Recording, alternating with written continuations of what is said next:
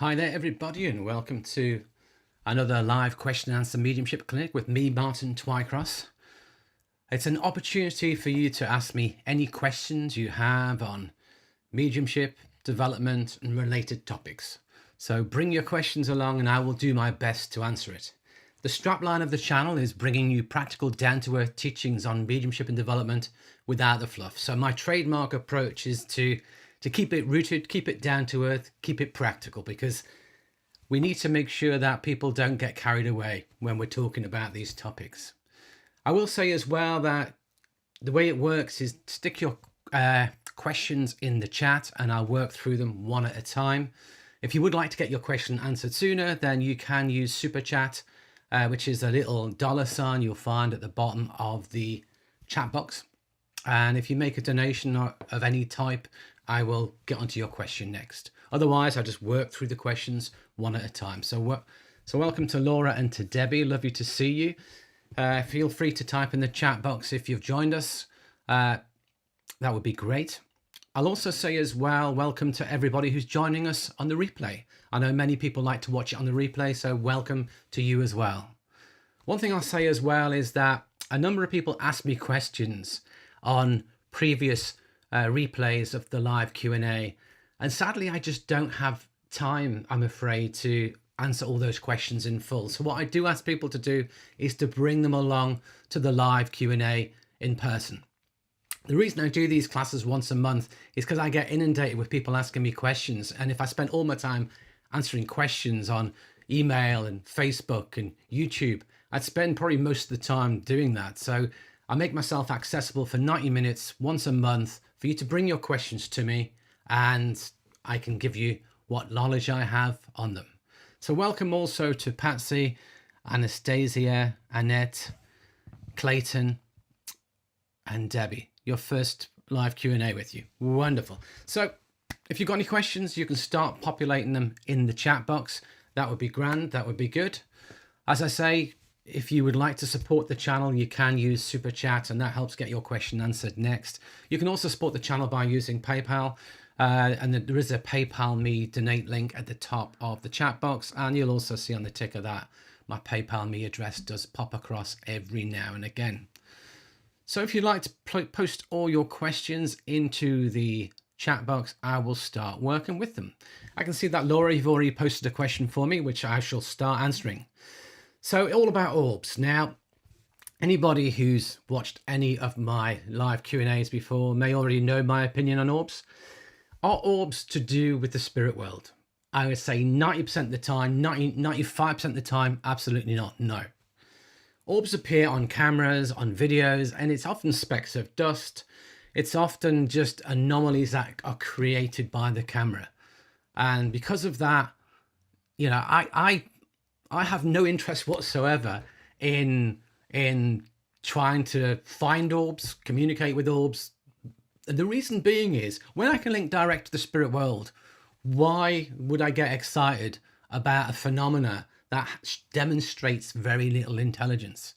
Now, if an orb appeared on a camera above someone's head, if I said, right, if this is a spirit generated orb, please appear on this person's head, take a photograph, it's there, now move to somebody else's head, and you take a second photograph and it's moved, or it does what you ask it to do, and there's a degree of intelligence expressed, I may accept that there is some spirit intelligence or influence with it. But without that, really, I will write the vast majority of them off as anomalies, I'm afraid. So the question is, I have a lot of orbs in my bedroom. I have both clairvoyant and clairaudient abilities, yet can't connect to the spirits in my room. What can I do to make that happen? So the first point is, if you're seeing orbs in your room, how do you know it's spirit? I would say I very much doubt it would be spirit, to be honest.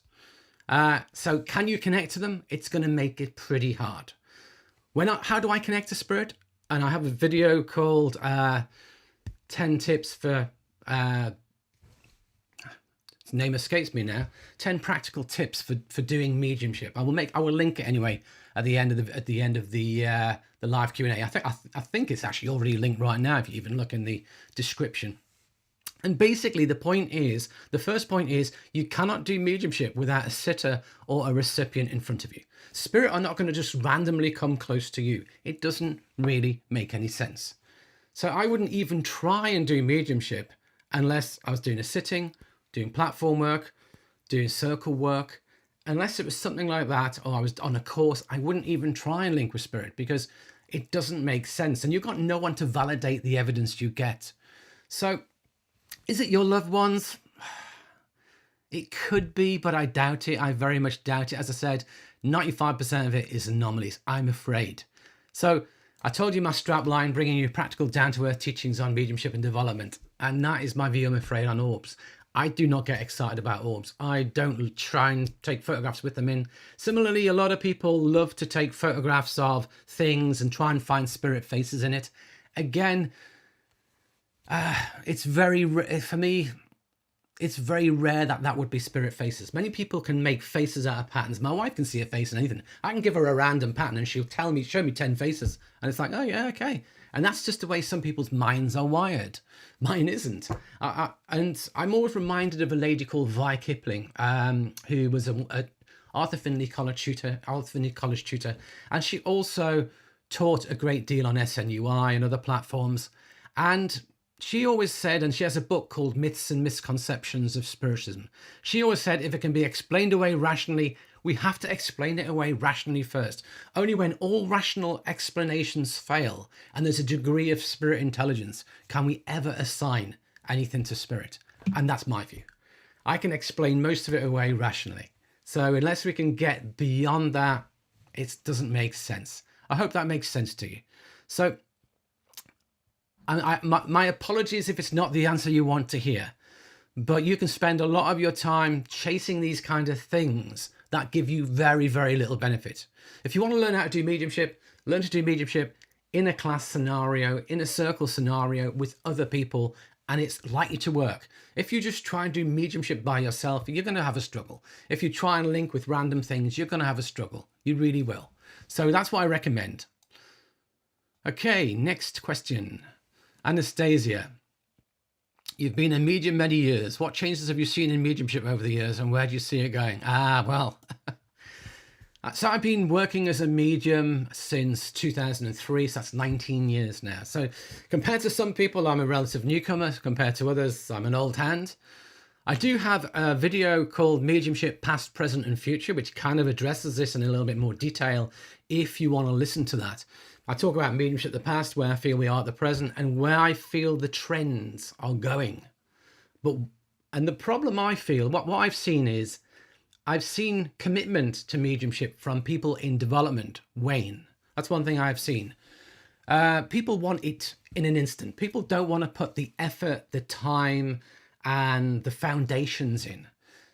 When I started development 20 years ago, most people expected it would take a long time before they would ever become a medium, if they became a medium, because not everybody can become a medium, you see.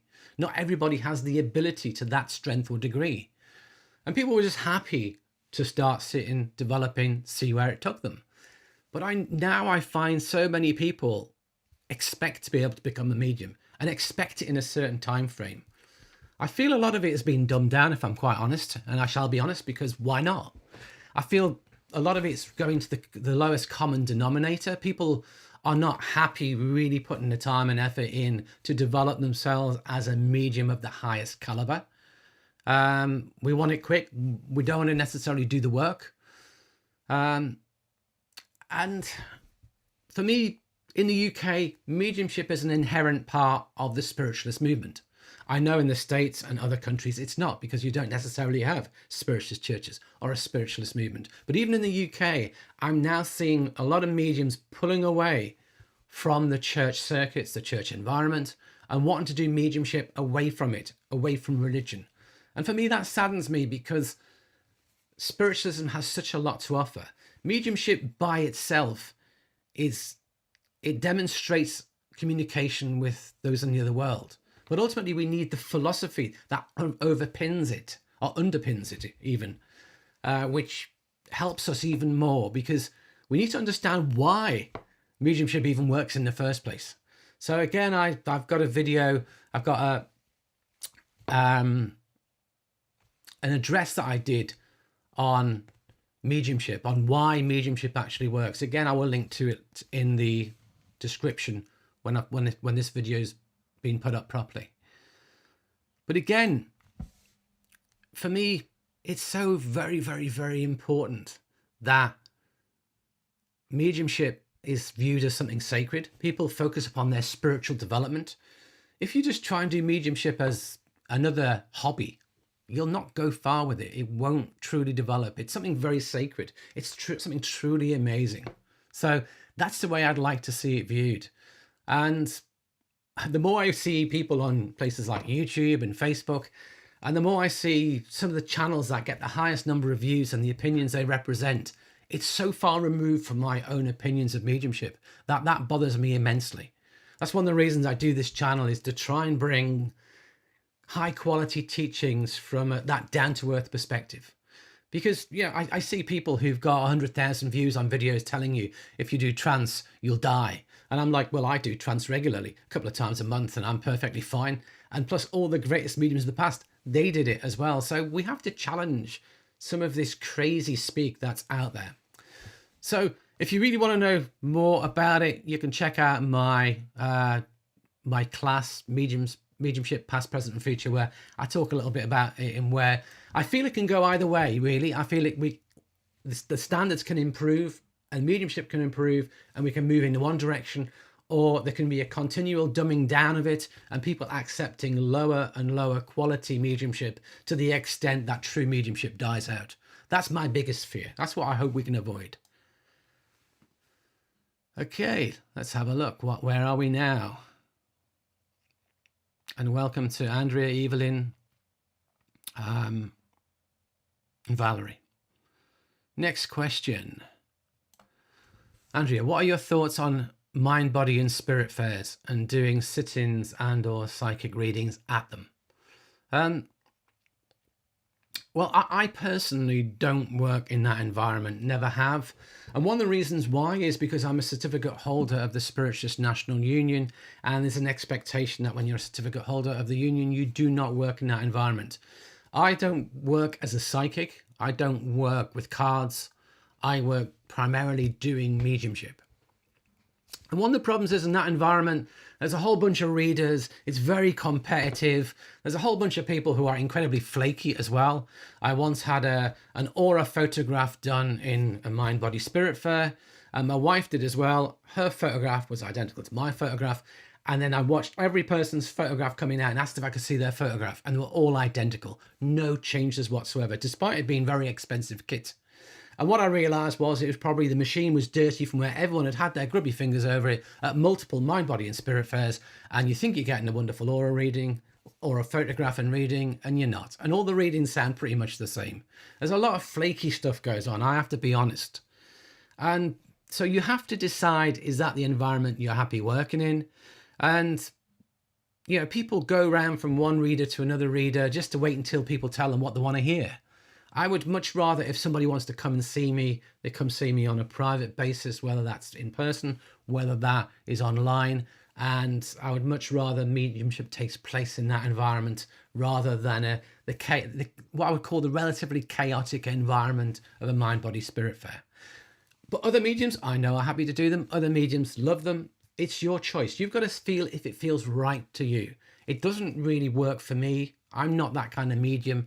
But I'm not knocking anybody who works in them at all, not at all. If that's where you want to work, that's your choice. I know mediums who work in pubs. I know mediums who work in clubs where people are all drinking. And again, it's not my environment. It's not a place I feel comfortable working. For me, the reverence and the sacred nature of mediumship means that I would never lower it to a form of entertainment like that. But again, I'm not knocking anybody who does that. If it helps reach more people, great. If they can cope with the comments, if they can cope with the heckling, if they can cope with all the other things that go with that environment, well, that's fine. Go with it. So what I'm trying to say here is that each person has to work out what environment works for them. That's the key. Evelyn. My daughter is awakened at 3 a.m. most days and hear a ringing in her left ear. Why do you think this happens? Now, this is the kind of question I just cannot answer, I'm afraid. You can bring me all sorts of questions, but is this to do with spirit? No, because why would spirit wake somebody up with a ringing in their ears when it's going to disturb them, cause problems, cause them to be upset. They're not. If it's spirit, you just say, spirit, stop, and it would stop. It's as easy as that. You know, people tell me, oh, this is how spirit keep pushing me and prodding me and waking me up at night. And I'm like, spirit wouldn't do that to you. They respect you more than that. And if it was spirit, you just say, look, spirit, no way, don't do it. And they wouldn't. You know, spirit are intelligent and will respond. So we have to then consider there's something else going on. Some people have tinnitus that manifests in very quiet environments. It could be that. Some people, you know, just hear things when they're moving in and out of sleep. It's quite common. Again, it could be that. What I'm trying to say is there's probably a huge range of explanations for it before we even ever get to the spirit world. But I don't think it's spirit. So why is it happening? I have no idea. Can I answer the question? Not really, but that's my opinion. I don't think it's coming from the spirit world. But send the thoughts to spirit, make it stop. And if it stops straight away and they respond after the thought, then it may have been something to do with spirit. But it's unlikely. Unlikely. So Andrea, another question. If a medium has had a break due to personal reasons, say for 6 months, how would you advise they ease back into readings again? Yeah, and I recommend that we all have to protect our energies. We have to protect our mental and emotional well-being. And things can happen in our lives that we may decide to take a step back from our mediumship or step back from our work. I know that if people lose a very close loved one, often they will take a little bit of time out from that. You know, a month, 2 months, 3 months, 6 months, whatever they need before they get back into it. But ultimately, it's like riding a bike. How do you get back into it? You just got to get on the bike and go. You just, if you were working doing readings, then you just book some people in and do it again. Now, take it easy. Yeah, don't book a whole week's worth of readings. Just book a few in and see how you're getting on. See how it's unfolding and take it from there. If it's platform work that you've pulled away from, again, don't start with a week's worth of bookings. Yeah, space them out a little bit and start one at a time and see how you go from there. If you've had to pull back from circles, yeah, same again. Just start going back to your circles, your classes, and take it easy. See how you feel. If it's not working, give yourself leeway. If it's not working, be kind to yourself. If it's not working, accept that. But just give it, but don't be hard. Just give it the time and space it needs. That's what I would say. So I hope that that helps for you, Andrea. Debbie, I felt my mum hug me in a dream. How do I know if it's real or not? I often have vivid dreams. And again, when it comes to dreams, it's very hard to categorically say that it's your loved ones from spirit. I often meet my own loved ones. And in fact, I had a dream just the other night where my dad was in it quite dominantly. And I was round my dad's house and, you know, my dad's in spirit now, I should add. And it was very normal. And I woke up, but it's like it was just a regular dream.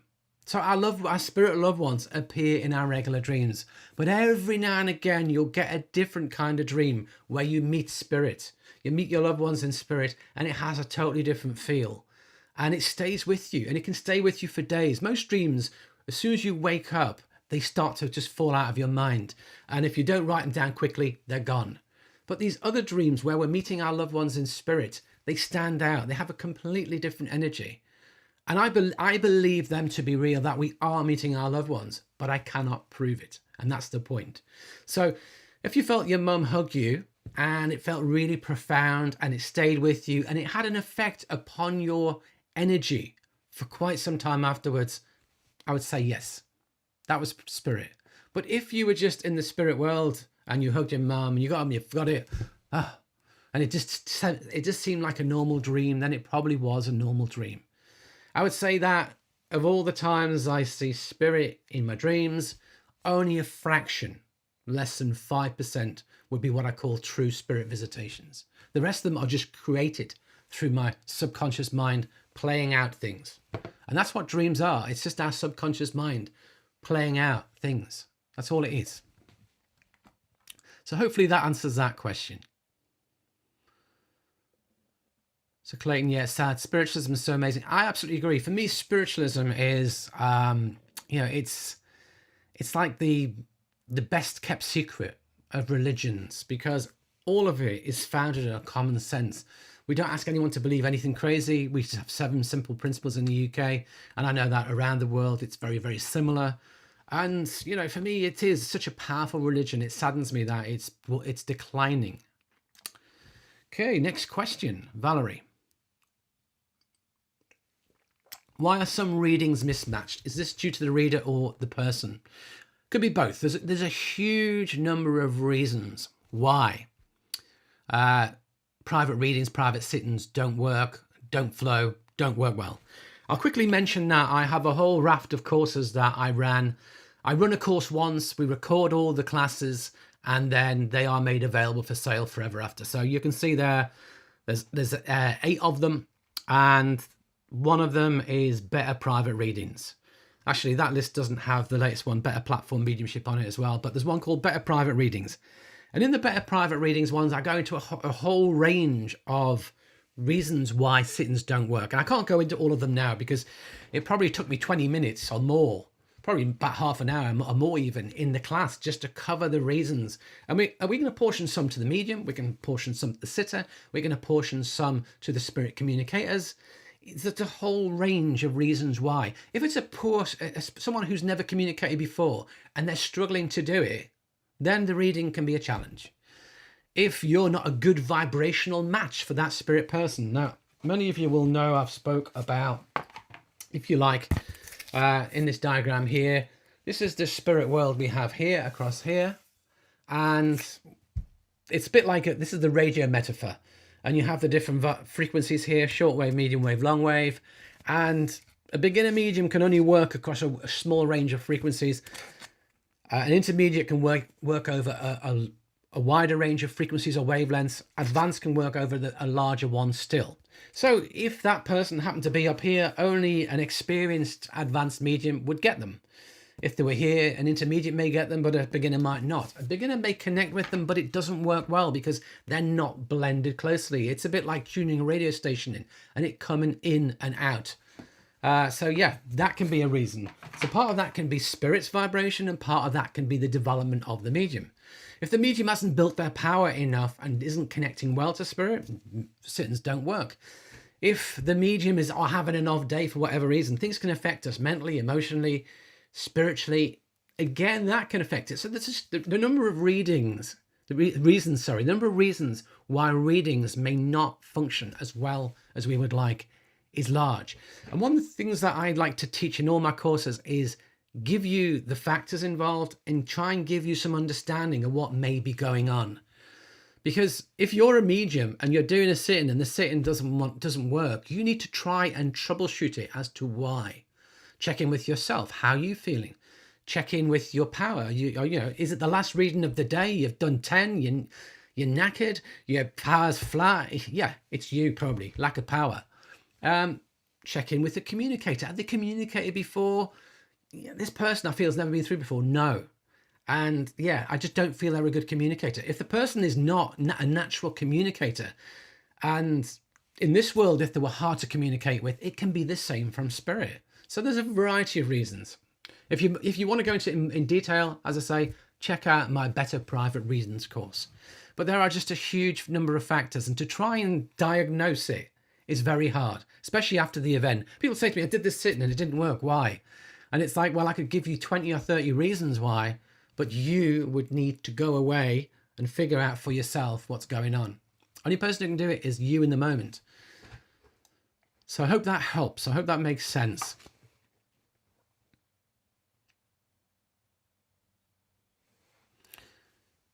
Clayton, that's so dumb. I was told not to do trance either, or I wouldn't live that long of a life, and I asked spirit and they said basically that was hogwash. Absolutely. BS is another word for it. Complete and utter BS. Absolutely. And it saddens me there's so much crazy teachings out there that gets a lot of attention, a lot of views, a lot of interest, because it doesn't help the movement. It really doesn't. So there you go. Anastasia, fantastic answer. Glad you enjoyed it. Dobo, my teacher recently said to me that she sees the colour blue around me. The colour belongs to me now, she says. What does that mean? I'm now following a mediumship training in the Netherlands. I have absolutely no idea what that means. Again, another question I cannot even answer, and I don't even know. My problem is that a teacher saying that to a student is a stupid thing to say. So if the teacher's watching, my apologies, but it is. And I'll tell you for why. If I say to you, I'm seeing this color around you, how does it help you? It doesn't. You still have no idea what that means. Now, I've never ever told anybody that, oh, I see this color around you. Oh, I see this with you. Because, again, it's flaky.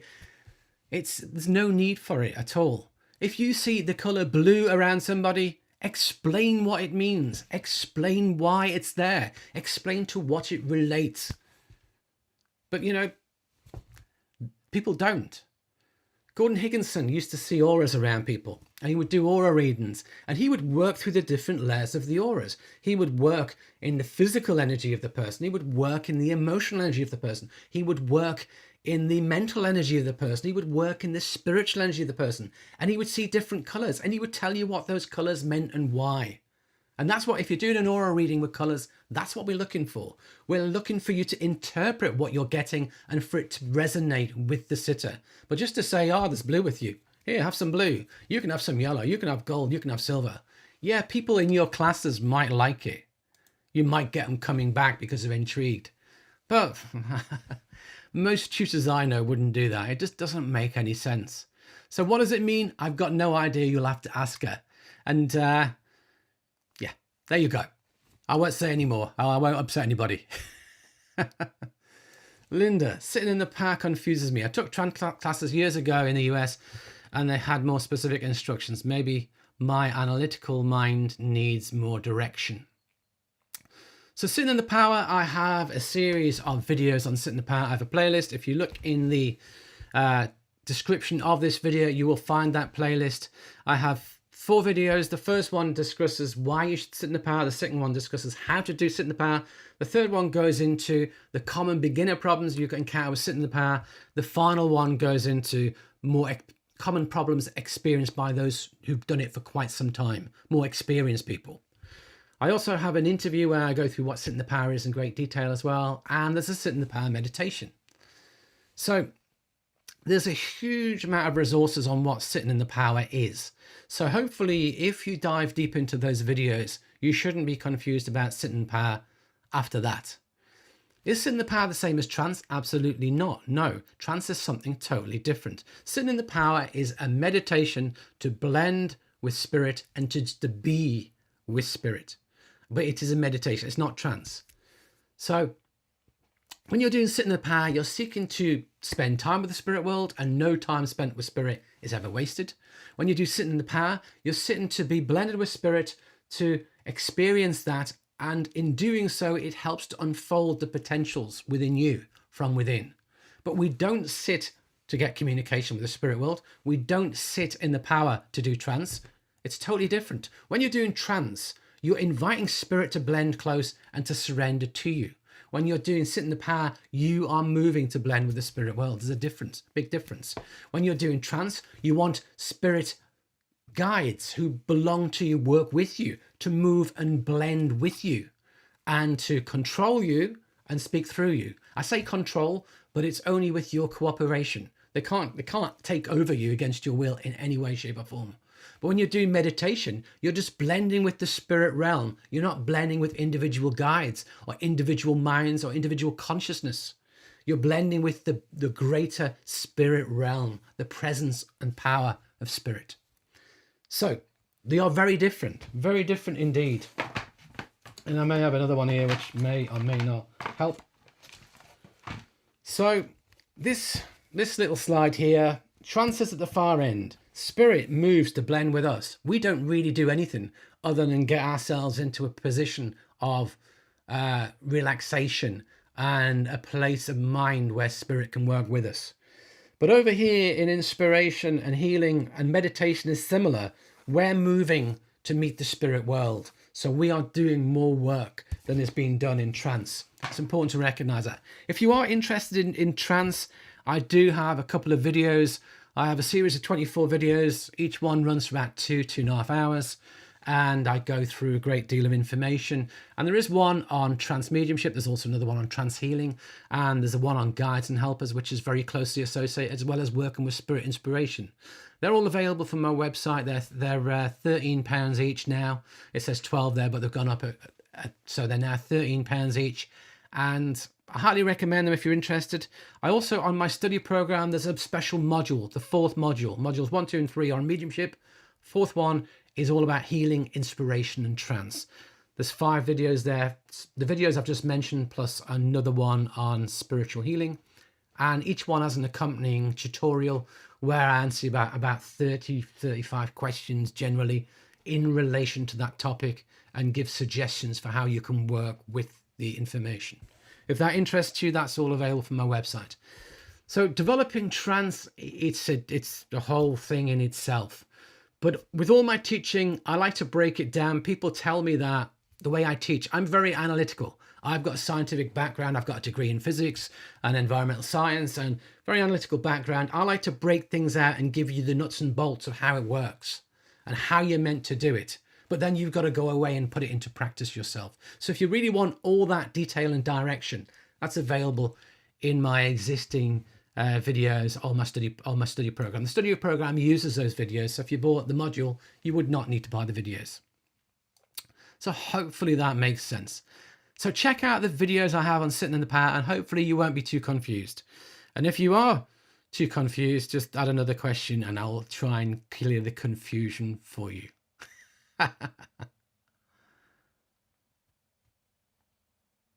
Okay, what's the next question? Coasters for life. What's the best roller coaster you've been on? Funnily enough, we don't do roller coasters in here, so thank you for joining us. But I'm afraid I've just deleted you now because we don't do roller coasters. I'm sorry. So Cara, thank you for your videos. They're really helping with my development, and that's what I hope we can achieve. That's what we want. If we can offer teachings that help people upon their journey, upon their path, that's all we offer. That's all we ask, really. So I'm glad you're enjoying them. Glad you're getting benefit from them. Linda, thank you for doing this YouTube. You're welcome. So if you are enjoying it, if you would like to support the channel, as I say, you can use the super chat to make a donation. You can use my PayPal me to make a donation. I do offer this for free. If anyone wants to buy me a coffee through a donation, it's always greatly appreciated. If you want to check out my courses, my classes, my study program, again, my audio, sitting in the power, by all means do so. That's always, again, much appreciated. Patsy, what's your thoughts on photo readings? So a photo reading is where you use a photograph to set the intent to link with that spirit person in the spirit world and bring them through. Can you bring through the person in the photo? Sometimes. Can you always bring through them? Absolutely not. So they've got to be available and want to communicate. And you have to be, remember that right vibrational match for them. The radio analogy, that you've got to be on if they're on a certain wavelength, you've got to cover that wavelength. If you don't, you'll not be able to link with them easily. Should you invite people to bring photographs along and say you'll link with them? I don't do that. I personally don't do it. And here's why, because they will get an expectation you're going to link to them. And if you can't, then what? So I have seen mediums who do it on the platform. It's not in a normal church service. It's not allowed. It would only be allowed in like a special demonstration type environment or in a teaching environment. Generally, to do that as part of a spiritualist church service or demonstration would be frowned upon. You can do it in sit-ins, absolutely. And often it will naturally happen in sit-ins that a person will pull out a photo and say, is it possible to link to this person? All you need to do is look at the photo, say, the spirit world, whoever this is, if you're available to join me, please do so. But explain to your sitter, there's no guarantees. You'll try it, you'll give it a go, no guarantees. That's all. That's how we work with them. Again, photos can be very useful within a circle teaching workshop environment as well. So that's another, it's quite common to use a photograph for people to link in to see if they can link with the person. But again, remember, with the radio analogy, not everybody can. So sometimes you get a lot of disappointed people by doing that. So I hope that gives you a few thoughts. If you want, got any more specific questions, throw it in the chat box. Right, next question, Anastasia. When two spirits come through at the same time, do you just focus on one at a time? Just the other spirit to please wait? It would depend upon whether they belong to the same recipient. So say I'm demonstrating in a church. Sometimes I'm aware of somebody coming forward and then another one coming in. And it's like, okay. So I will just then say, okay, sort yourselves out. Who's working with me first? If they sort themselves out down to one, I work with them one and then the second one. I don't say the other one wait for me, because I know that if they're going to be there anyway. But if they're both coming together, I may say, okay, maybe they're coming together to be recognized together. If they sort themselves out into one, I set the intent, I would like to work one at a time, please. That's my intent. Two can show themselves, but then just one will work with me. In that scenario, I work with them sequentially. If two show themselves together and I say one at a time, please, and they still don't sort themselves out, I'll go, okay, I'll try and work with both of you and see if I can get both of you placed.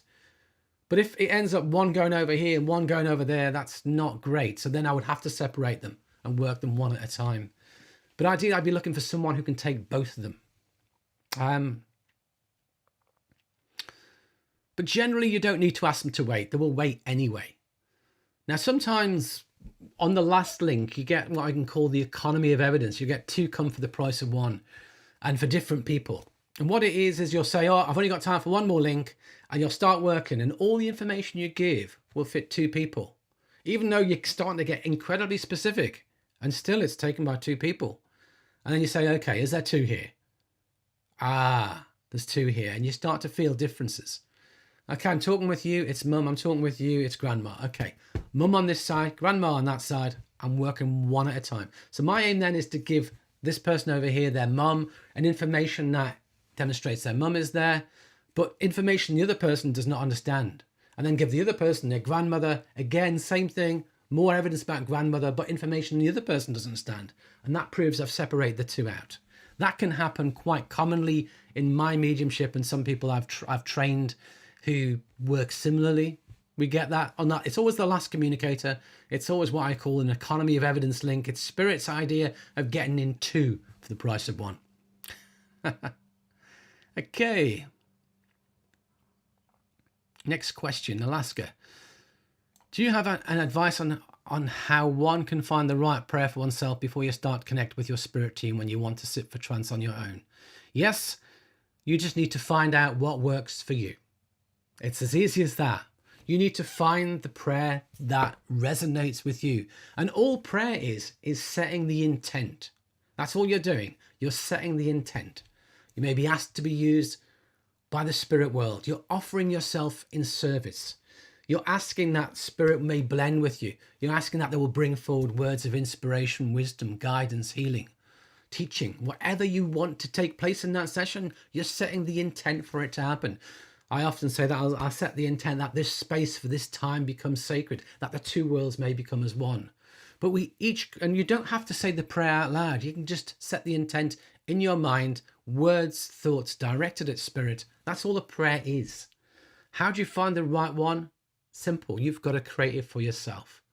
My prayer won't be your prayer. Same with affirmations. My affirmation will not be your affirmation. We have to find all those things for ourselves. But when you find it, it will empower the process. When you find it, it feels right to you. So, and sit inspirationally. Let it come from your soul inspirationally, what you would like to achieve. And yeah, you'll get a prayer that will work for you. Annette. I was told from a psychic that I will never have children, that will be alone in this lifetime as well. That did something to me. Oh, absolutely, it would do something to you. Do you know, a psychic in inverted commas. I won't say what my mind wants to say. Told by a prat, an idiot, a fool. You know, with this work, our words have consequences. With this work, our words have power. If you tell somebody they will never have children, that can cause untold pain and suffering. Yet how do you know, as a medium or a psychic, that? You do not.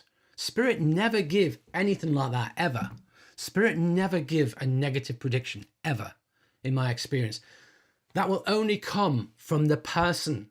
And it's not even psychically, it's not coming from a greater source, I'm afraid. It's coming from the mind of the psychic. I'm not going to call them a medium because that's not even mediumship. I've been told many stupid things over the years, too many to mention. I've got a friend, one of my friends went to see a medium, so-called medium, psychic, not even a psychic, and a person who sits on the end of a pier, taking people's money, telling them rubbish, told my friend, you're going to be incredibly rich. You're going to meet a very rich man. You're going to get married. You're going to be incredibly rich for the rest of your life. And you can sell your house now and live on the proceeds because you're going to be so rich. Well, this happened 20 years ago. She's still waiting. Hasn't happened yet. Good job she didn't sell her house. She'd be destitute by now. So it's completely crazy. Completely crazy.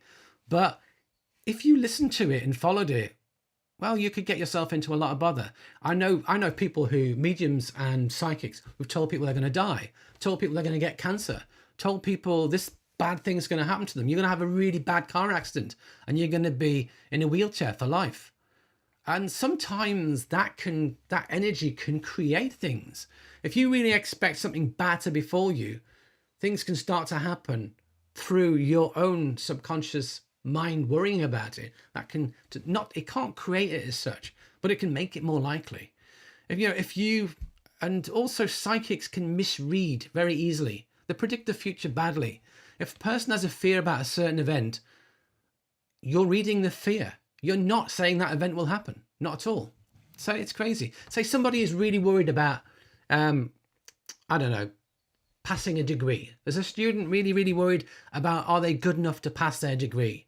And you're picking up upon that during a reading and you say, I'm seeing you're not going to pass your degree. No, all you're seeing is the person's worry and fear that they may not pass it. But you fed it back to them as a statement that they are going to fail their degree. Wrong. And you can cause them untold pain, suffering, hurt by doing that. I don't recommend it. So when it comes to mediumship and psychic work, we have to work to the highest ethics, the highest responsibilities. I cover all of that in my courses. All my courses, I touch upon the importance of the ethics and the responsibility of mediumship. I have a couple of videos on the channel, a couple of interviews I did with Colleen Byron for Evidential Mediumship Group. One on good and bad practices in mediumship and the other one on the ethics and responsibilities of mediumship. Highly recommend you watch those. I will put links to them in the description and comments of this video so you can find them. But they're on the channel. Highly recommend you watch them. What I would say is if you've had a prediction given like that, throw it away. Don't give it time of day. It's complete and utter rubbish and it doesn't deserve your time. It doesn't deserve your energy. It doesn't deserve any aspect of you, quite frankly. So please, Annette, let it go. Let it go.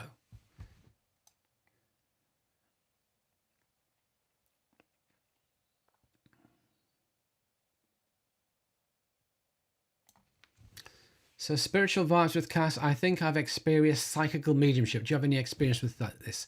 Do you mean physical mediumship, not psychical mediumship? Psychic means coming through the psychic senses. So all mediumship is psychic in nature because it all comes through the psychic senses. The difference between a psychic and a medium is connecting to the spirit world. But both psychic and mediumship work, both use the psychic senses, the clairs, clairsentience, clairvoyance, clairaudience, clairknowing. They all use the same. Important to recognize that. So if you're interested, I have a video, what's the difference between a psychic and a medium? And also I have another video, how can you tell whether the information you're getting is psychic or from spirit? So check those two out if you want to know more about the psychic versus mediumship. Yeah, you meant physical. Okay. So physical mediumship, what physical mediumship is phenomena that are physical, that are objective, not subjective. So if I see spirit in my mind's eye, that's subjective. You don't know what I've seen. If I hear spirit's voice, that is subjective.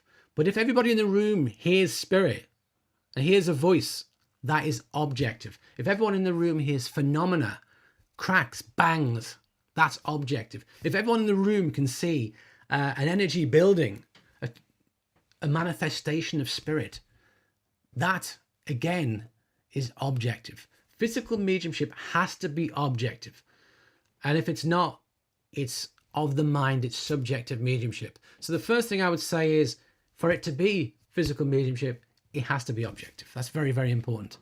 I'm not a physical medium. I don't work with physical mediumship. I've had an occasional physical phenomena. Sometimes during my trance, there may be a loud crack in the room, like a whip going off, that causes the sitters to jump about 3 foot in the air. But, you know, that's just the energy. I wouldn't say it's necessarily physical mediumship as such. It's just, it happens. Sometimes we get an occasional physical phenomena. But for physical mediumship, there should be intelligence with the phenomena also. That's what we have to look for. If there's no intelligence, then is it truly physical mediumship? You can, with the power of the mind, get psychokinesis, where objects can move. You can get things appear, and it's not necessarily spirit. That's the important thing to recognize. Phenomena occurs, but it's not necessarily spirit. So I don't know specifically what your question is in relation to it, but I don't know if that helps you. So if you are enjoying this video, this live question answer, do hit the like button. If you're enjoying it on the replay, hit the like button, leave me a comment. If you're not subscribed to my channel, do subscribe, do hit the notification bell, then you get notification of all my new videos and when I go live as well. If you would like to support the channel, as I say, you can make a donation through Super Chat. There is a little $ at the end of the chat box for those here live. And you can also make a donation through PayPal, or check out all the products I have on my website, my store, and see if there's anything of interest if you want to support the channel. All much appreciated. Okay, next question.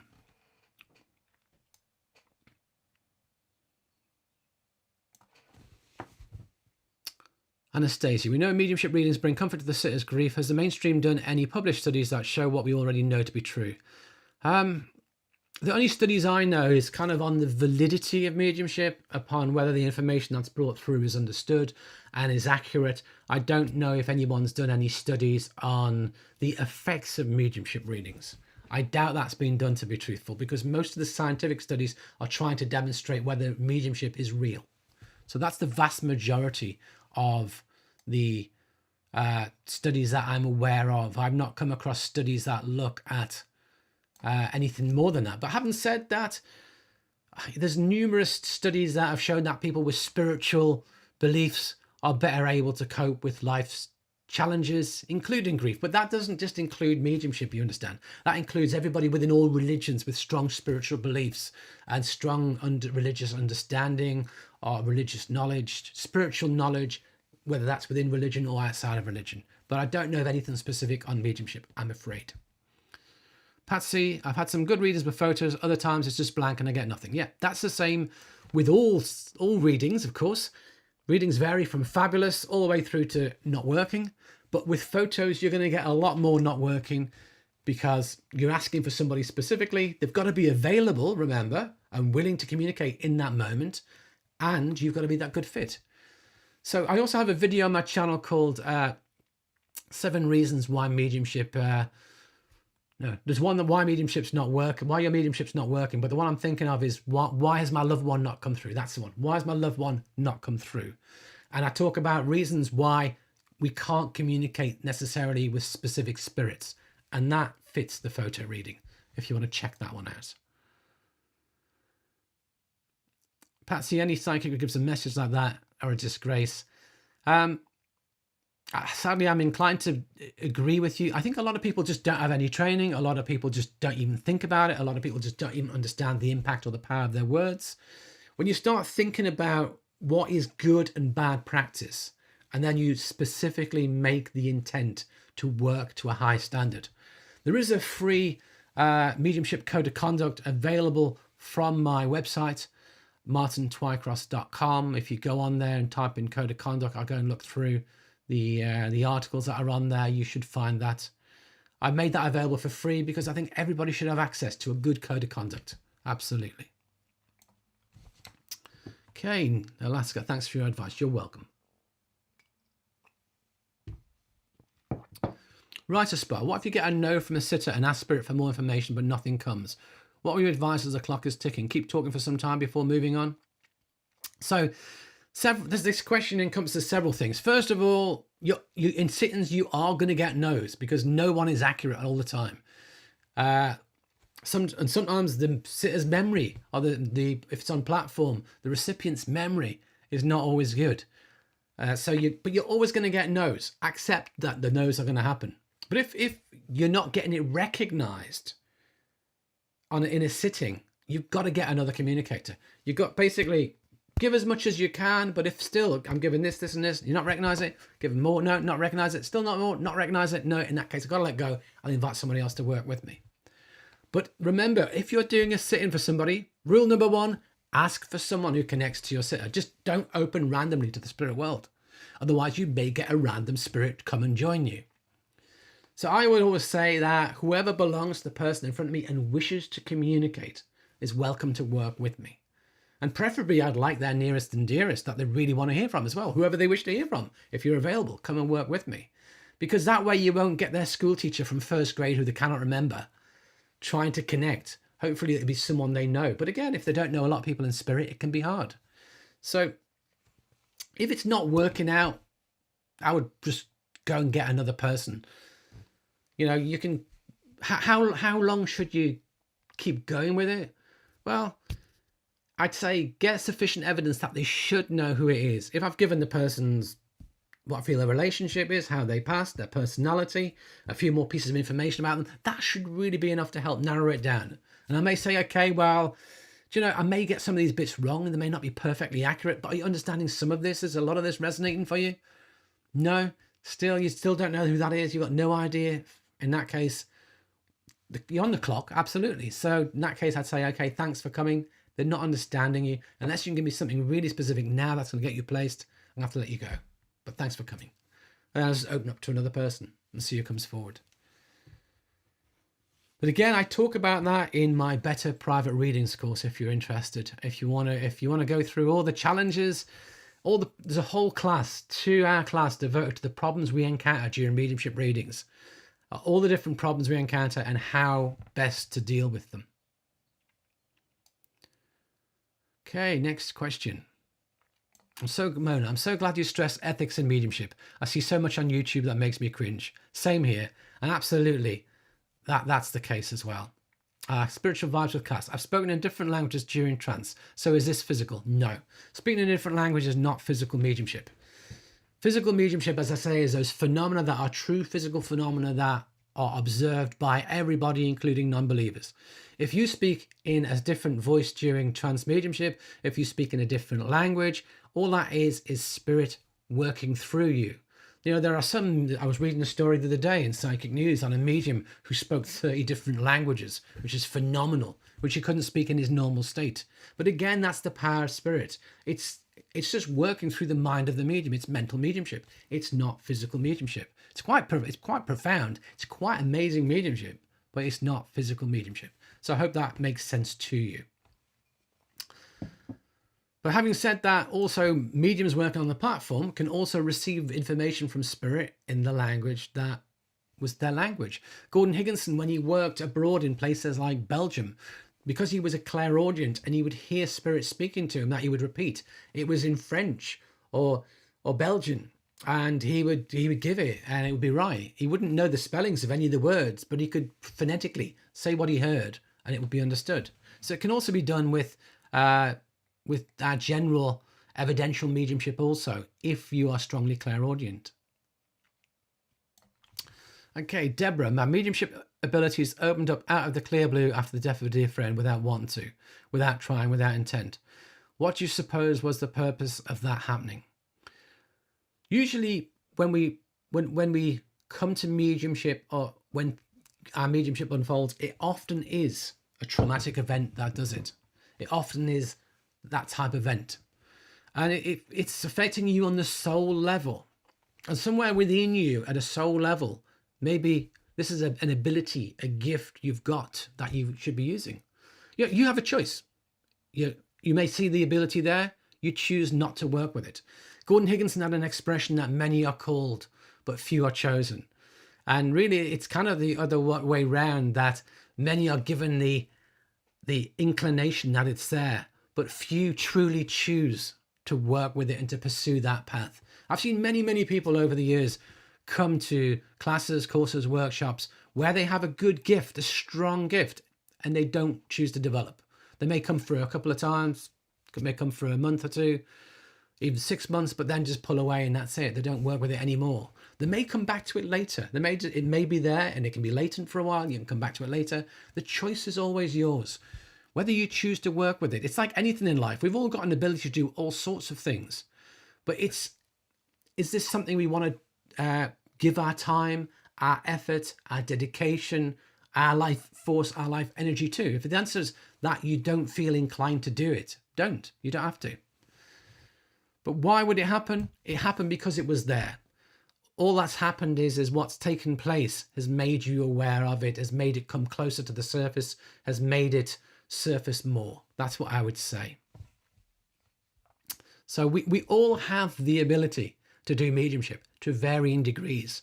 Some people have what I call a very near surface potential, a natural ability, which takes very little to unfold, takes triggers, events that can unfold it quickly. For other people, it's kind of buried. It's a deeper potential, and that potential has to be unfolded slowly through development, through courses, classes, workshops, through practice, through sitting for spirit. It will unfold it slowly, but it's not there near the surface. When it's near the surface, things like that you've explained can trigger it. So it's just a natural ability that was there. That's the way I would describe it for you. But obviously the trauma of losing a close friend has brought it nearer the surface, made your awareness of it as well. You know, when you're thinking about death, when you're thinking about loss of a loved one, when you're thinking about, are they still around? That's when your soul says, hey, we've got this gift, guys. Let's show you it. You know, your soul knows that you have that potential inherent within you and wants to work with it. But it's up to you whether you wish to work with it. Always. Debbie, have you been taught by or worked with Ms Patricia? I'm reading her biography at the moment. Yeah, I've done a few courses with Mavis in the past. She's a lovely tutor. So yeah, I did several courses with Mavis. She was very tough then. She used to work us hard. But yeah. Write a SPA, and for the studies see the working life of a medium, a qualitative examination of mediumship as a support service to the bereaved. Yep, so there you go. There is something there. Thank you for that. I shall look forward to looking into that. So there appears to have been a study done. That's good. It'd be nice if someone could put all studies on mediumship into one resource somewhere. Wouldn't that be wonderful? And then we'd know about them. Deborah, I choose to use my gifts. I'm just curious as to why it happened to me. Wonderful. I did receive training on the Mavis as well as other great mediums. Yeah. And one thing I would say as well is when it comes to, how should I say this? When it comes to mediums, try not to, I know some people who will only go for training to the greatest and the best. I believe every tutor has something they can offer, and we've got to find the right tutors for us. And yeah, I used to go to a lot of different teachers. So some students would go to the same one time and time again.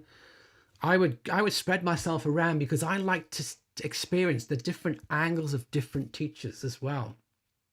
And some tutors said to me, I'd like you to come and just be my student and stay with me and just come for teaching with me. And for me, I couldn't do that because it didn't feel right to me. I felt that it's better for me, for my understanding of mediumship, to see the different angles, the different lines of teaching.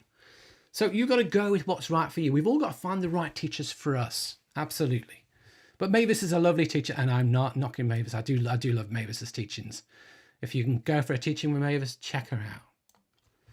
And yeah, Debbie, the question you're asking, how do you know which is the right teacher for you? Exactly what I'm speaking about. Exactly what I'm speaking about. And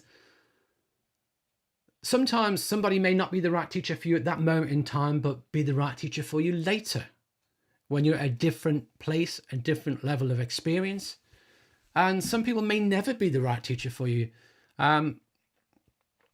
In the early stages, we want a teacher who is supportive, encouraging, gentle, gonna encourage, uplift, support along the journey.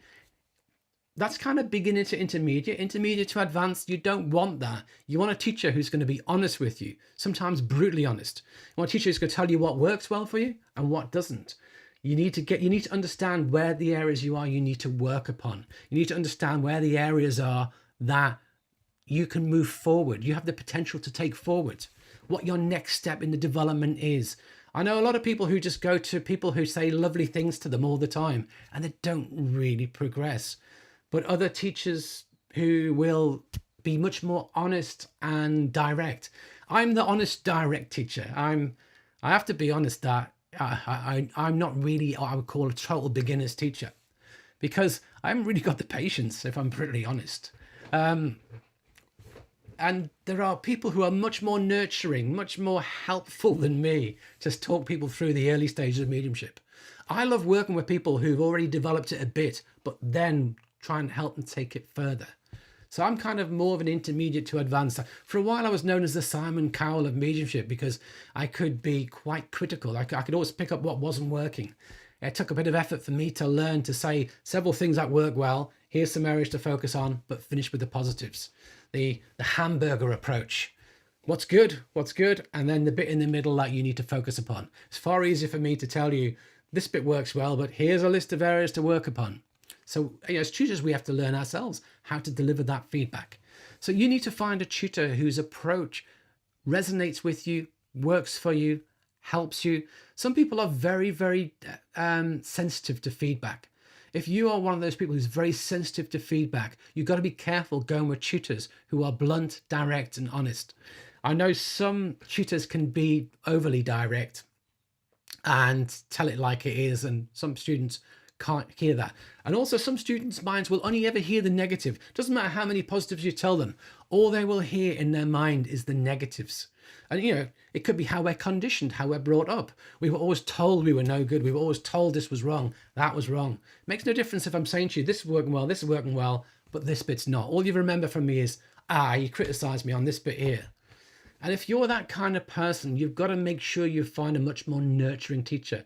Teachers who are very blunt and honest, you may struggle with them, but ultimately it really comes down to you working on self, spiritual development of self.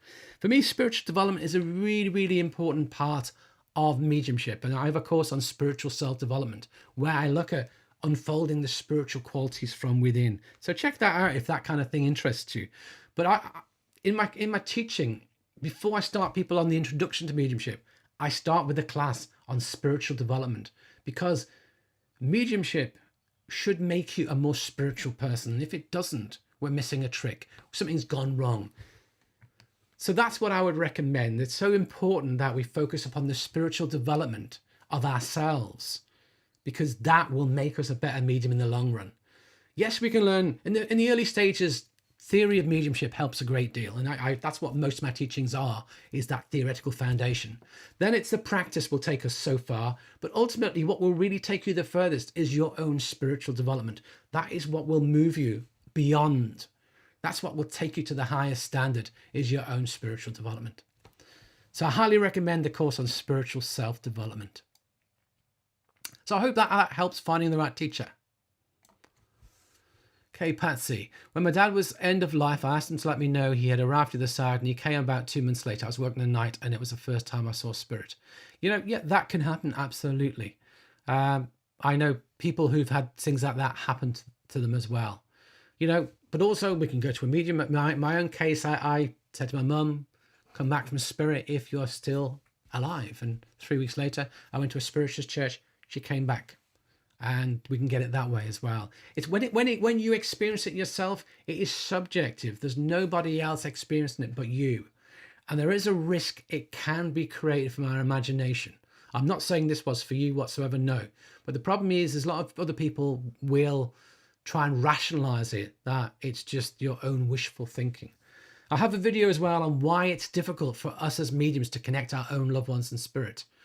7 reasons why it's quite hard to do that. And I go through all this in detail. Like, I know I can connect to my own loved ones, but I know it's not the same as connecting to somebody else's, because there's this cloud filter of my own desires, my own needs, my own wishful thinking, my own wants of what I would want for my loved ones, my own kind of mind thinking of how they might actually think, that can cloud it. But when I'm working for somebody else who I know nothing about their loved ones, I can bring through good evidence that I don't know. I can bring through messages that are meaningful, that I have no inclination of. And that is powerful, but I can't do it for myself because I know most of the information about my own loved ones. And I know how they would think. I know how they would feel. So it's hard to do that. But it's wonderful that you experienced that. It's wonderful that you had that. And it's said that the average medium will only truly see spirit a few times in their life. I've never seen spirit in the room objectively. My wife has, but I haven't. And it's said that the average person will get that once or twice in their life as a medium. So if you experience that, you've got something very special and wonderful. Deborah, I agree. I received so much training from many different teachers and all of it was helpful in one way or another. Absolutely. You know, even if I've been to some very well-known mediums, I'm not going to mention any names here because it's not fair to do that, but I've been to some really highly regarded top-class teaching mediums and it's not worked for me at all. But then I said, well, why is this not working for me? Why? What's taking place that is affecting? And maybe the person's displaying favoritism. They have the favorites in the class and nobody else gets a look in. And I'll make a mental note. Never have favorites. Favorites is not helping. Or I may make a note that the teacher is telling everyone in the class that they're useless. You're all useless. I don't know why you're bothering. Don't give up your day jobs. And then you go, okay, don't be overly negative. It will create an energy in a class that is not helpful. You can't do that to people. I myself was told by a medium that I would never be a medium. I was told by a medium that I may as well not give up my day job because I'd never be a medium. But I'm a medium. I proved them wrong. So sometimes we've got to be careful what we say as mediums and what we listen to and what we take on board. Nobody can tell you you cannot be a medium. That's important to recognize. Nobody can tell you you cannot be a medium. With the potential of mediumship, it may be there, they just can't see it. It may take time to unfold. It may need the right conditions, the right energy to unfold. That's another one of my my videos, the potential for mediumship. Who can be a medium? I've called it. Who can be a medium? Check it out. I talk about all of that then. Debbie, you sound like a troubleshooter, Teacher Martin. Yes and no. Yeah, I like to look at people and see what's working, what's not, but I can't solve all people's problems. The best way you can solve your problems is for you to do it yourself. Gordon Higginson, as a teacher, never used to tell people how to do things. He'd tell them what you want them to do, then say, go away and find out how to do it. Because when we learn through our own experience, it's the most powerful. And people say, oh, this is happening to me. Why do you think it's happened to me? And I'll just say, go away, sit with spirit, or sit with your own soul and open up to what comes in. And that will be a far better answer than what any medium or tutor can tell you. Because when you go into a medium or tutor to try and tell you what's going on with your life or what's going on with your gifts, to a certain degree, it's filtered through their mind, their understanding. So, you know, if you can get from the spirit world yourself or from your own soul, better still. Absolutely. Betone 03. Are there any books that you recommend to learn more about the spirit world? Learning about the spirit world, there's a whole raft of books on the spirit world. I'm trying to think of which ones I would recommend. It's a book called Life in Spirit by Harry Edwards that I highly recommend. I like that one a lot. And it's also got the benefit of having the best book I prefer on mediumship of how to develop it, called A Guide to the Development of Mediumship, which is the last chapter of it. Has been published as a separate book. It is available from the Harry Edwards website, Harry Edwards Healing Sanctuary website, and I do believe they ship all over the world. If you try and buy it outside of there, you probably end up paying a lot of money because a lot of people gouge you for it because it's not very commonly sold outside of there. But I do recommend that. There are all sorts of books, Life in the World Unseen, all sorts of books on life in the spirit world. There's a lot of them. My favorite words on life in this, what life in the spirit world is like, is from Maurice Barbanel.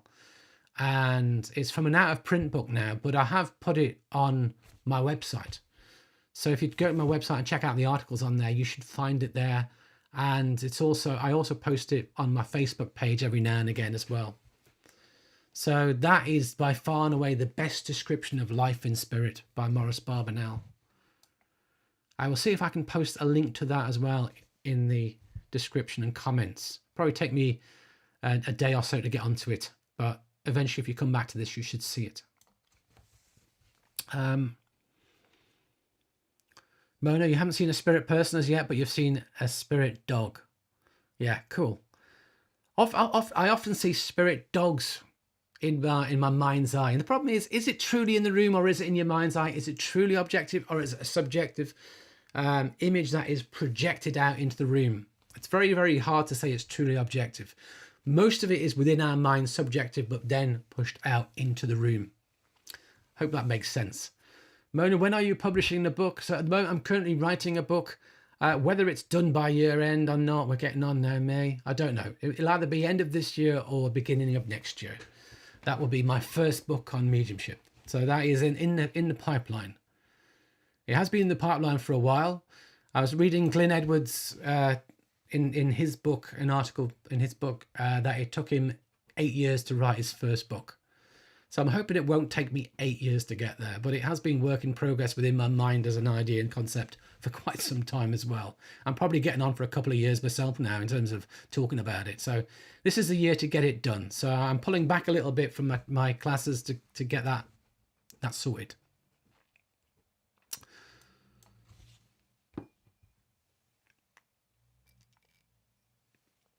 Anastasia, is it difficult for the spirit communicator to communicate through the medium?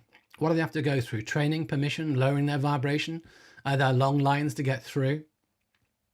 Yeah, so I have a class, a free class. It's a class I did for an organization, and I thought it really needs to hit a lot of people.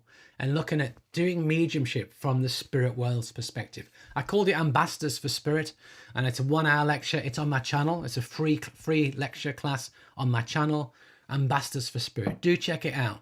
But I speak about mediumship from the point of view of spirit communicators and what they're looking for in mediums and how it works for them.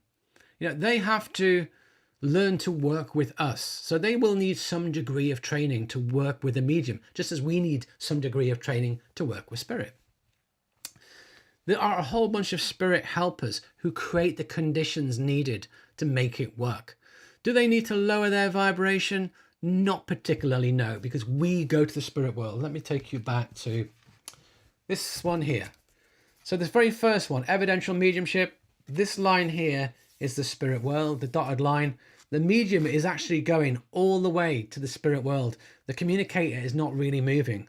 But when we're working with guides, when we're doing healing, inspiration, and when we're doing trance, the guides are having to move further to us. With trance, the guides pretty much do all the work in trance, which is why it takes time to develop for them to get to know our energy. But when we're doing evidential mediumship, we can't expect the spirit communicators to get to know our energy, to get to learn to know how to work with us. So it's our own guides and helpers and the team of people in the spirit world who help facilitate mediumship, who make it happen. So we have to move our minds to spirit and get into the spirit world. And then the fine tuning in the spirit world, I believe, is done by the guides and helpers to help that person connect with us. I don't believe they have to do a great deal of moving their own vibrations. Do they need permission? The simple intent that we set the intent to work with spirit is enough. And the simple fact that their loved one wants to hear from them is enough, even in cases where the person doesn't want to hear from them. If they're seeking to come with positive intent, they're allowed to work through a medium. If they're coming to harm somebody, they're not. Natural law says if you're coming to do healing, if you're coming to uplift, if you're coming to help, if you're coming to make amends, you're allowed through. If you're coming to create mischief, if you're coming to upset people, it's not going to happen. We're not going to allow it. So the guides and helpers, the team in spirit, they don't allow mischief or problems to arise. It's only done if there's a positive, healing, uplifting intent. It's important to recognize that. I think whenever we work to do a demonstration, I I did a Zoom demonstration the other day online, and there was 60 in the room. Now, if those 60 people in the room each know, say, 2 or 3 people in spirit really well, you're up to 120, 180 communicators who could potentially come through. So what they're going to do? Are they going to just have a scrum? Are they going to do a lottery? Are they going to have a raffle as to who's working? What will happen is where there's a need, that will surface, nearer the surface, that will come up. What will happen is those who are more suited to your vibration, those who are a right match for your vibration, will rise to the top. Those who are not on your vibration at all, you're not on his vibration, we can't get you there, I'm really sorry, it's not going to work. You can't connect to them. They will be screened out. If those people are not available in the spirit world to come forward, they'd be screened out. Other people may say, well, I've communicated before to my loved ones, you haven't, I'm going to let you come forward before me. You go ahead of the queue, I'm happy to step back. There'll be a whole bunch of all of that going on, and it will be decided amongst themselves in spirit and with the guides and helpers who's going to communicate. I always say, let spirit decide. You never choose. I never choose in an audience who I give a link to. In a private sitting, of course, it's fixed. Who you're working for is fixed. That's your person. And then it's up to their loved ones in spirit how they come forward and present themselves. So I hope that that kind of gives some insights, some clues. And basically, if you want more, check out my Ambassadors for Spirit lecture, where I go through it and give lots of hints and clues. There's also a strong ethical dimension and responsibilities component to it as well, because when you think about it, spirit wants someone who's going to do the job for them. It's going to be doing the job to work to make spirit look good, not to make themselves look good, to do it for spirit, not for themselves, who's not going to be showboating, not trying to wow an audience, but trying to please the spirit world, who's going to allow whatever comes to come through completely clearly without any degree of anything imposed on top of it, no coloration of what comes through, just allow it to pass through as cleanly as possible. That's what spirit wants. And if we can set our intent to always be that clearest channel, to always work for the right reasons, you won't go too far wrong. Okay, so Patsy. I love to watch the older mediums from years ago. They gave so much evidence. Absolutely, they did. For those who don't know, I have done a website on the late medium Gordon Higginson. And you can check that out. It has lots of articles and newspaper cuttings, all sorts on it. But probably about 50 articles on there now. I've also collected as many all the Gordon Higginson video footage I know of that I have permission to share. That's put on the Gordon Higginson Tribute Site YouTube page. Check those out as well. You can see Gordon working there. Gordon works as well with a wonderful lady called Coral Poll. She was a fabulous spirit artist. So it's hard to see footage of these late mediums working, the great mediums working, but there is some out there. But often it's the newspaper reports at the time that give the deepest insight into the quality of the evidence they brought. If you are interested in great mediums, I do have one of my courses. It's called Great Mediums of the Past. I talk about the 5 mediums who most inspire me. And so that course is 4 classes. No, sorry, that course is 6 classes that run, and they run for probably about 2 hours each. I talk about the 5 mediums who've most inspired me, that really excite me: Gordon Higginson, Estelle Roberts, Helen Hughes, Morris Barber, Nell, and Harry Edwards. And I talk about their stories, but I also talk about the qualities they possessed that I believe made them great, and also what we can learn from them, because that's the most important part. If I'm going to tell you their story, why were they great and what can we learn from them? And the same factors fall out every time, that they had so much commitment, dedication, did it for service, not for themselves. They did it from love, and they did it for a passion. They loved working for spirit, and they were true ambassadors of spirit. If that interests you, do check it out. It's quite a fascinating course for those who have an interest in those great mediums. And I do give examples of the evidence they brought through and things like that. Debbie, are our loved ones around us all the time, or do they leave us to be around another loved one? If so, do they come back to us when we think of them, talk to them? I lost my mum a year ago. Sorry to hear that. So I do have a video, How Does Spirit See Us? I highly recommend you check that out on my channel. How Does Spirit See Us, it's called. And the point is that spirit are not around you all the time. Spirit are not watching you every moment. When you're in the shower, when you're in the bath, spirit are not there watching you. And they don't see you through physical eyes because they've lost the physical body. They've lost the physical eyes. They see you as the energetic being you are. And they see your thoughts. Whenever you think of your loved one, they'll hear your thoughts and they can draw close if they choose. So our loved ones in spirit are not there at our shoulders 24/7. Although if you just lost them and you're thinking about them a lot, they will draw close to you a lot. They'll be there supporting you. Absolutely. But, you know, they can go, think about it. In your life here, you can't be 24/7 with your loved ones. You have to sleep as well. When you're sleeping, you can't be there with them. You have to go to work or you have to go and do whatever you do. You know, if you go down the gym, you're down the gym. If you go for a walk, you're not necessarily with them. And it's the same in the spirit world. They've got lives to lead in spirit. It would be unreasonable of us to expect them to be there 24/7. How can they be? And people say, oh, but there's no sleep in spirit, so they could be. And it's like, yeah, but they've got other things to do as well. But they will always check in with us.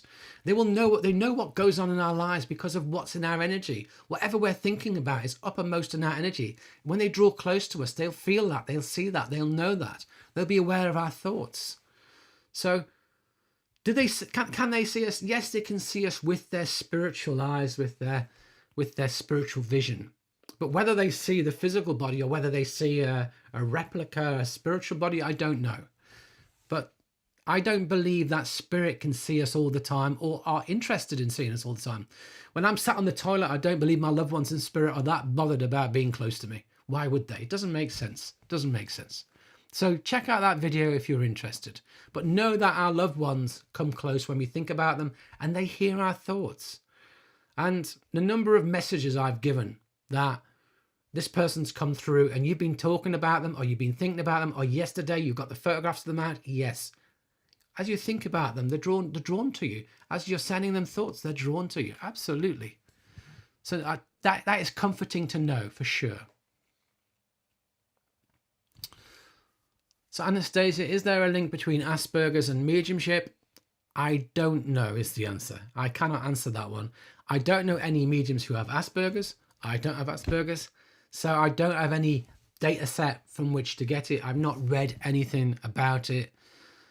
I've heard some people say that as mediums, we're all to some degree on the autistic spectrum. And I think to myself, well, I've got a bit of OCD, but I don't know. Is that true or is that not? I believe you could argue that everybody to some degree can show elements of the autistic spectrum to some minor degree. So yeah, you could probably argue that's true of mediums. But Asperger's or autism, I do not know. It's the simple answer. Cindy, Martin, really enjoying your courses. Thank you. You're very welcome. It's my pleasure to share these courses in the hope that they help people, they reach people, they bring benefit to them. Anastasia, you see mediums claiming they're bringing through famous people like Princess Diana and John Lennon, etc. Is it all a scam? So, another one of my videos on the channel I highly recommend you check out is Can You Link with a Famous Person in the Spirit World? Quite simply, if you do not have a person in front of you who knew that person, for whom they wish to come through for, why would they come? Why would Princess Diana suddenly come to me now and speak through me to you? She wouldn't. Why would John Lennon? John Lennon doesn't know me. Doesn't know me from Adam. Think about it. When you're in the spirit world, if you were famous, if hundreds upon hundreds and hundreds of mediums all the time wanted to connect to you, you'd get the ump. You wouldn't be bothered about it. You'd be like, no, leave me alone and leave me in peace. I don't want it. And it's logical. You know, celebrities here don't allow all the fans to access them all the time. It doesn't make sense. So, and then the second question we have to ask ourselves is, can you prove you really are linking with them? And the simple answer is, unless you've got someone who can take the information in real time and can say for sure that information is not in the public domain, not accessible, not easy to be found, then there's no proof. And the vast majority of cases I come across of people linked into these famous people, it's just fluff. It's just BS. It's wishful thinking. It's usually to raise their profile on their social media pages. It's usually to raise their profile and get followers. You know, I know for sure that people like Gordon, if they're going to communicate through mediums, they are intelligent enough and understand medium. You know, Gordon devoted his life to mediumship. He's not just going to bring through fluff. He's going to prove it's him. Of course he is. Similarly, people like Morris Barbanel and Harry Edwards, again, the same thing. They're not just going to say, hi, Harry Edwards here, lovely to see you all. Aren't you all lovely? Keep doing the healing. No, they're going to prove it's them. So for me, yeah, I just personally think so much of it is fluff, BS. So check out my video and I go into it in a lot more detail there. And it probably upset quite a few people, but there you are. You know, if you are going to bring through somebody, generally as well, when famous people come through, they don't show themselves necessarily as that famous person. You find out after the event that they are that famous person. Or you may get a glimpse of them say, oh, they look awfully like James Dean, or they look awfully like this person. And they'll say, yeah. And when I've seen famous people come through in mediumship, they didn't show themselves as the famous person. It's only the person afterwards said, do you know who that was? You go, no. And they say, it's such and such. You go, really? The famous person? Yeah, the famous person. Because the person from the spirit world doesn't need that to be known necessarily. They're not coming to be famous here now. They don't have to do that. So they're coming to reconnect with someone they know, someone they care about, someone they want to share time with, someone they love, someone who's a friend. That's what they're coming to connect for. That's what we should remember. Good question, though. Butone, with all your years of expertise and knowledge, do you still practice sitting in the power? Oh, absolutely. Sitting in the power is not something you just do at the early stages of your mediumistic career and abandon. You know, any time we spend sitting in the presence of spirit is so powerful. And we should make time to sit with spirit at the very least weekly. Even if you're an extremely busy person and you're a working medium, you should still check in and make time to sit. Absolutely, several times per week, really. And you know, there's still plenty more within me as an experienced medium to be unfolded. I won't unfold that unless I make the time to sit with spirit, unless I make the time for my development. You know, if I'm doing trance as well, that is effectively sitting with spirit very, very closely, and that helps your unfoldment as well. But it's nice just to sit, to be, to blend, to experience it. And you always feel better afterwards anyway. It's lovely to spend time with spirit. So absolutely, I highly recommend it. If you're not doing it, you're missing out on something. So do it. And you know, and at times in your life, there will be times when you're really busy or when something else gets in the way, and it's easy to lose the thread of sometimes of doing it regularly. But if you can get back into it, go for it.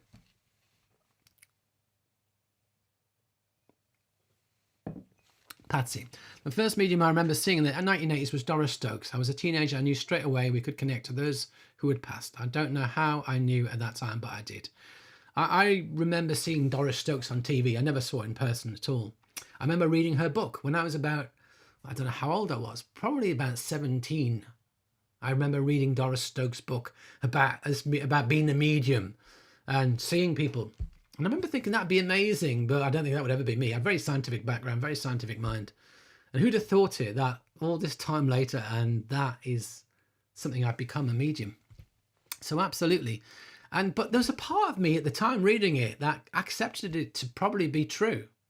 Even though I was skeptical, even though I was scientific, there's still an aspect of me that kind of knew, that deep down. And it wasn't until my mum passed that I knew for sure. The moment my mum passed, I knew within every fibre of my being there was a spirit world. Even though I was very scientific and I had no evidence for it. But I knew. I was there. And sometimes that knowing is there within us.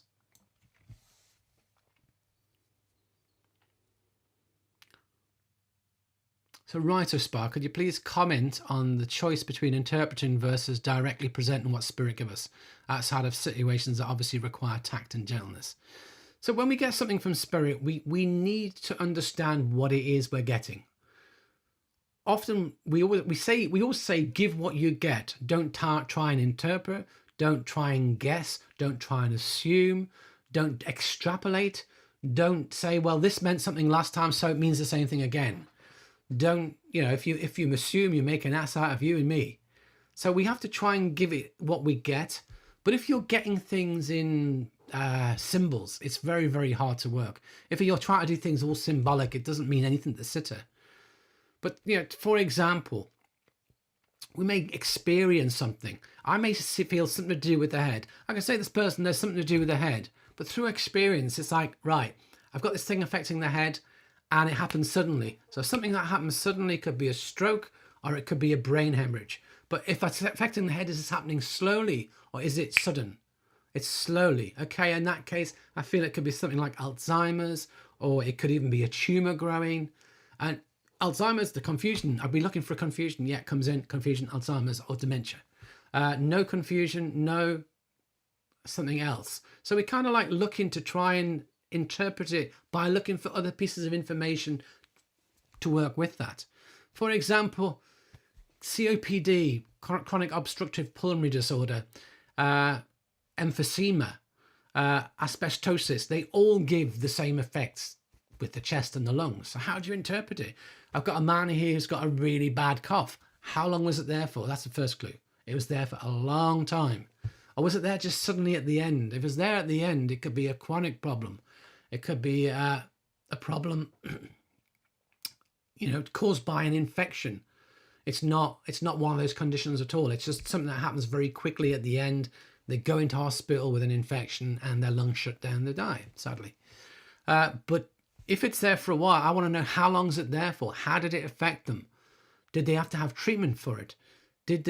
Was it caused through an exposure in the work environment? All those factors. Did they have to take oxygen for it, or did they have to take an inhaler for it, or something like that? Is all of those factors we can look for. And it's hard. It's very hard to work, but we have to develop ourselves to seek the extra information. But if I just see a bridge, I'm seeing a bridge. Can you understand a bridge? I don't know. Do I live near a bridge? I pass a bridge on the way to work. Okay, that'll be it. No. Hang on. What's a bridge mean? Is that a symbol? Is it actually a physical place? So you say to spirit, is this a physical place? And sense a reaction, yes or no. Is this a symbol? Are you giving me a symbolic meaning? Yes. Okay, can you give me the understanding of what symbolically this means? Bridge. There's a bridge need to be built to bring people back together. There's a separation in the family. They want to build bridges. So we're kind of like having to explain and ask around spirit to give us information to help move it forward. In the early stages, absolutely, it's hard. It is hard.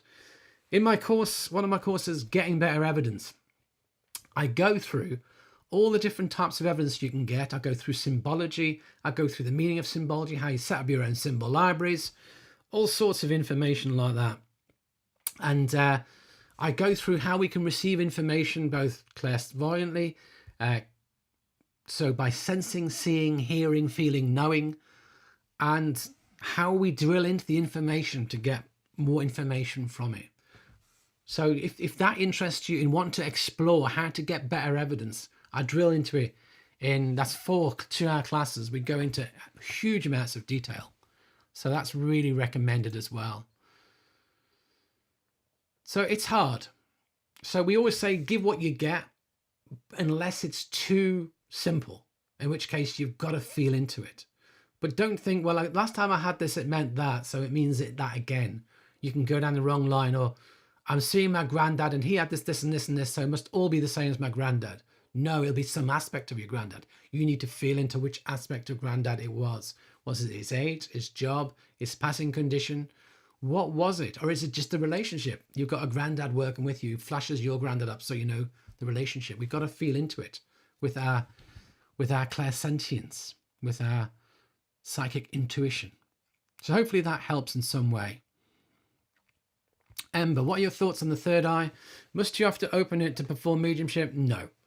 I don't do third eye anything, I'm afraid, because I don't really do chakras neither, because what I find is it complicates mediumship. If you can learn how to do fabulous mediumship without ever being trained on chakras, without ever having to faff about opening chakras and shutting chakras, closing them and fine-tuning them and rebalancing them, is there a need for it? For me, if it adds a layer of complexity that you don't need, strip it out. Harry Edwards, when it came to healing, he basically stripped healing out of all unnecessary practices. And I apply his logic to mediumship. And for me, working with chakras, third eyes, all of that, it's unnecessary. I've never done any exercises for opening my chakras. Don't need to. And I've developed well as a medium. And I've trained many people who've become mediums. I've never opened my third eye. I wouldn't even know how to open my third eye. So is it needed? No. So people would argue that as you develop, that the third eye opens naturally as you develop. Well, that's great. People argue that when you're working, chakras are open and dominate. And yeah, I get that. Again, the Eastern tradition that we have these energy centers, and I get that they bring in the chi energy or the life force energy. I get all of that. And I'm happy to go with that. But do I need that applied into my mediumship for my understanding of mediumship? And simply the answer is not really, no. So I don't teach chakras a huge amount in mediumship. And I don't teach people to open chakras or try to open their third eye, trying to focus on how the crown can open. No, just focus upon the basic mechanics of mediumship and the chakras take care of themselves. You've not got to know about it. So hopefully that makes sense. So we're coming to the end now. I generally run for about 90 minutes and we're getting there. My voice is going to go shortly. So I'm not going to do a huge amount more questions. Let's work with what we've got now and then we'll close. So Patsy, it was the death of my brother in 1992 that started me on this path. He was 25 when he passed, I was 24. Absolutely. Often it is a loved one who's close to us that is the trigger. I see that a lot. Absolutely. See, Valentine, why do I have to stress if what information I'm getting is mediumship or psychic? I get names and pretty specific images, but I'd like to stay open to anything from source. Well, the problem you've got is we don't want to put information and attribute it to spirit when it's not coming from spirit. So it's all about where you place your intent and your focus. And I do have a video, how to know if it's coming from spirit or you're getting it psychically. And check that out. But what I find is I work with the spirit world predominantly. I don't like to be in psychically at all with a sitter or a recipient. Almost like I hold them at arm's length. I don't want to work with them. And it's all coming from spirit. Come to me from spirit. Yeah, okay. And then when it's time for the message and I open up to the energy of the person, I get a stack of information psychically. Now, if I'd been feeding that information in psychically and getting information from spirit, it wouldn't make sense for me to put that psychic information with a spirit person because it's not matching it. That's the problem you've got. So say, for example, the person in front of me has got, say they've got pains in the back. I might pick that up psychically, but give it as evidence for the spirit communicator as well. And the spirit communicator did not have pains in the back pain, back problems. And the person's going, no, that doesn't make sense. I'm not sure who you've got now. But if I say, no, I'm psychically, I can feel you've got a lot of back pain at the moment. I can really feel it. It's superimposed in my back. Oh, your poor back. I'll come on to that later. But I know that psychic, exclude it and work what comes from spirit. It's important we can separate them out ideally, so we know where it's coming from and we're not attributing information to spirit that doesn't belong there, whether it's evidence or information or things we're picking up from the sitter that we're saying is evidence about spirit, or whether it's messages. If I'm given a message that's psychic, I can feel in the person's energy, I know they've got problems with a relationship at the moment, I know things aren't going well, that's all psychic, that's not coming from spirit. Because if I start saying, your mum's telling me you've got problems and you should do this and you should do that and do the other, when I get the spirit world, that person's mum will say, I never said all of that. You got that psychically and you said it. I said it. How dare you? I did not. So we've got to make sure it's attributed right. So I hope that helps in some way.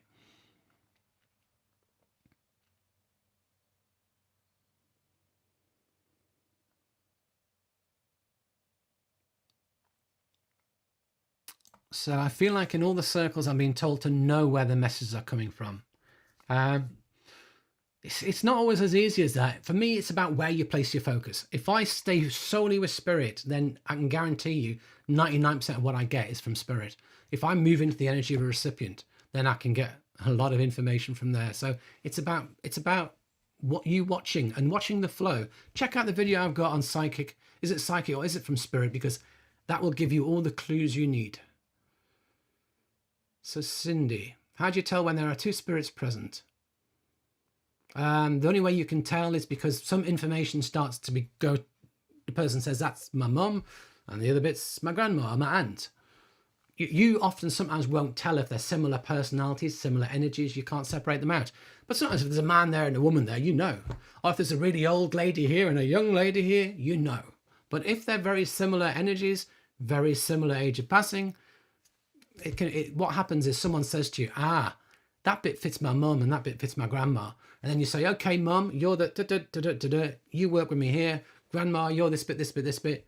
Now I'll work with you second. That's how we do it.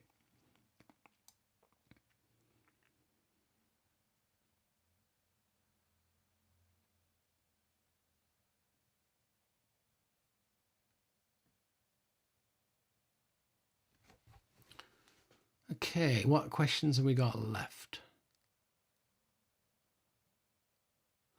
Ember, I watch your videos a lot. I'm trying to do development, but I don't get them images quite like the clairaudience and the clairsentience. The clairvoyance is hard. I'm told I can't be a medium without it. Some mediums very, very strongly clairsentient. You can get a huge amount through clairsentience. In fact, clairsentience for me is the most powerful of all the clairs. Most people generally start clairvoyant with imagery to begin with. Beginners start with imagery, and then they add in sensing, and then they add in knowing and a little bit of clairaudience down the line. That's the general pattern for most people. But some people start clairsentiently, and some people then add imagery to that. Some people don't work with imagery at all. Their minds are not kind of wired for seeing things. So there's no right and wrong, hard and fast. And, you know, I believe you can be a medium. You may not believe you're seeing things, but actually you are. It's just that you expect to see them in a certain way and you're not. How did you know it was a man? Well, I knew it was a man, but how did you know? Well, I guess I suppose I saw an image, a very faint outline of a man. Yeah, so you saw something, but you didn't trigger you actually seen it. And that happens a lot in the early stages as well.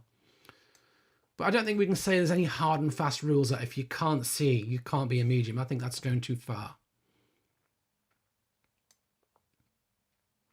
Catherine, did you see my question about vibration and guides at 8:17? Sadly, this is not time locked, so I didn't see it because I must have missed it. Can you repost it for me? I'm trying to scroll up and find it, but that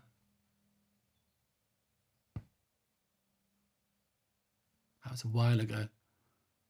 If you can repost it for me just now, that would be the best thing to do, because I cannot easily see it.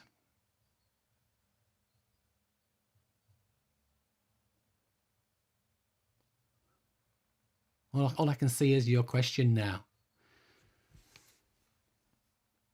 See, Valentine, thank you. That makes sense. Do you have any live workshops? I was the one who mailed you, Miss Yogi. Not at the moment, no. Sadly, I don't at the moment, no. And what I tend to do is run courses, record them, make them available. And they're the courses I've run in the past, plus another one, Better Platform Mediumship. I shall add that to the list. And the next course I run will probably be on guides and helpers later in the year. But I at the moment, because I'm focusing on writing a book, I'm not running any other courses, lives, workshops, other than this Facebook, other than the YouTube, sorry, this YouTube.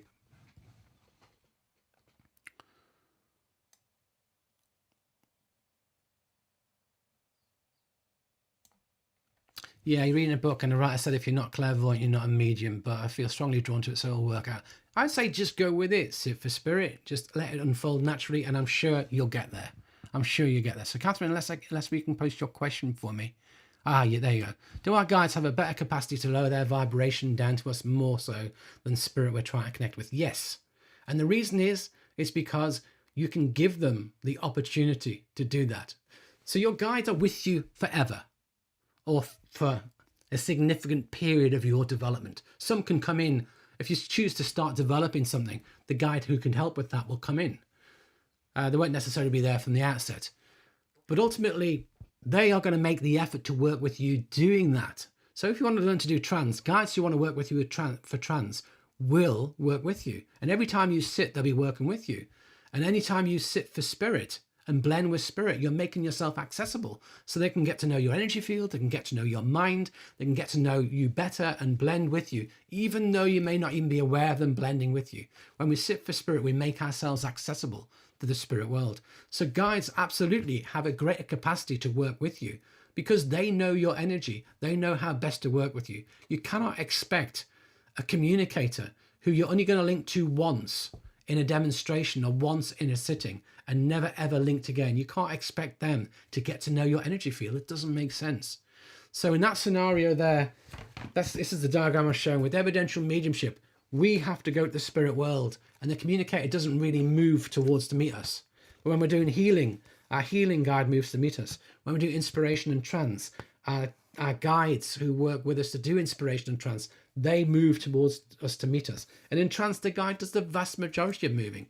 We just get ourselves to a comfortable place where they can access us, and we surrender. And they do the moving, they do the blending, and it's mainly on their side. So absolutely, yes. So we've come to the end. I hope you've enjoyed it. If you have, remember to hit the like button. Remember, if you're not subscribed to the channel, do subscribe to my channel. Do hit the notification bell. You'll get notification of all my videos. If you want to support the channel, you can do that through the PayPal Me. You can check out my courses, my classes, my study program, all my products.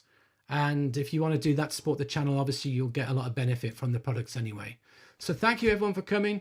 I hope you've enjoyed it, and I look forward to seeing you at the next one.